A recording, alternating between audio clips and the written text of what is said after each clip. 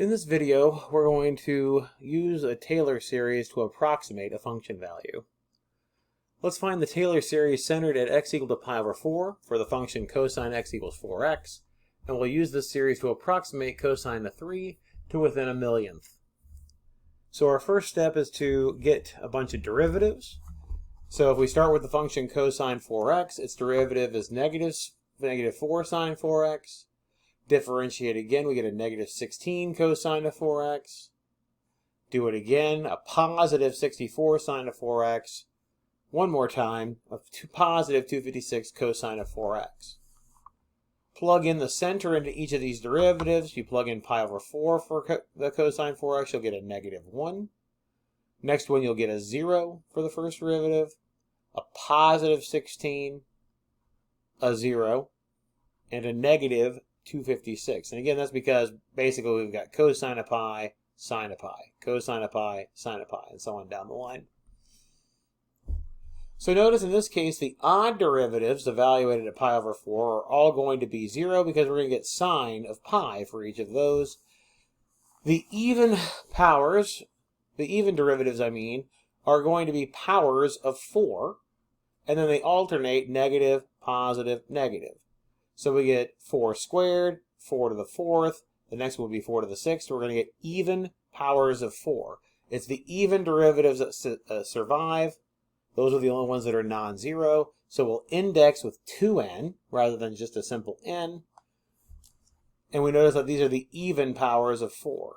So if we use that as our index, the 2nth derivative evaluated at pi over 4 is going to be negative 1 to the n plus 1. The negative 1 comes from the fact that we're alternating n plus 1 because we want an odd power on the negative 1 for the first term because we want a negative pop out. And then we just said this was even powers of 4 for what we're getting. So when we put in 0, we get 1. We put in 1, we get 16. We put in 2, we get 256. 4 to the 0, 4 to the 2nd, 4 to the 4th. Now that we've got a pattern for our derivatives, the Taylor series centered at x equal to pi over 4 is going to be the sum from 0 to infinity.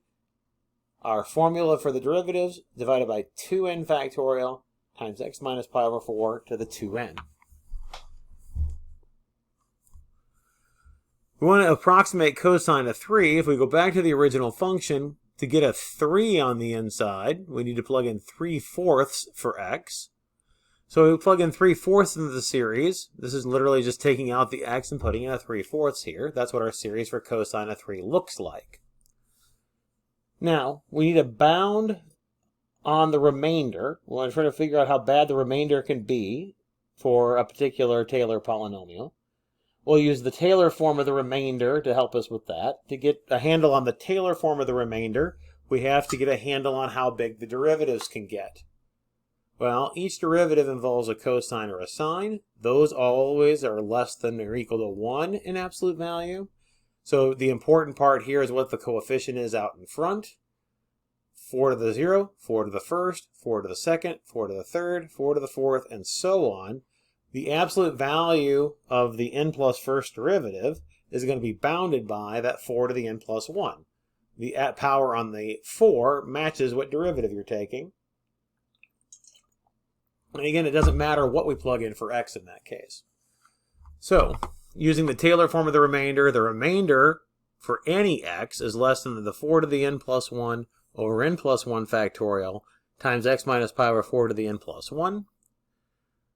Specifically, we want the remainder when x is 3/4, so we need to find an n so that 4 to the n plus 1 over n plus 1 factorial, 3/4 minus pi over 4 to the n plus 1 has to be less than a millionth. Again, can't solve this for n exactly, so we'll just do brute force. Plug in 3 for n, you get something that's a little bit bigger than 100,000th. When n is 4, we get something that is significantly less than our 1 millionth. So that tells us we need to use a 4th degree polynomial because our n is equal to 4. So in this case, we'll go all the way to where the power gets to 4. So we start at the 0 power, we get negative 1. Start at to get the second power. Remember, we only have even powers here because our powers are 2 times n. So here's our second degree term, here's our fourth degree term, and if we approximate that expression, we get about 0.98999.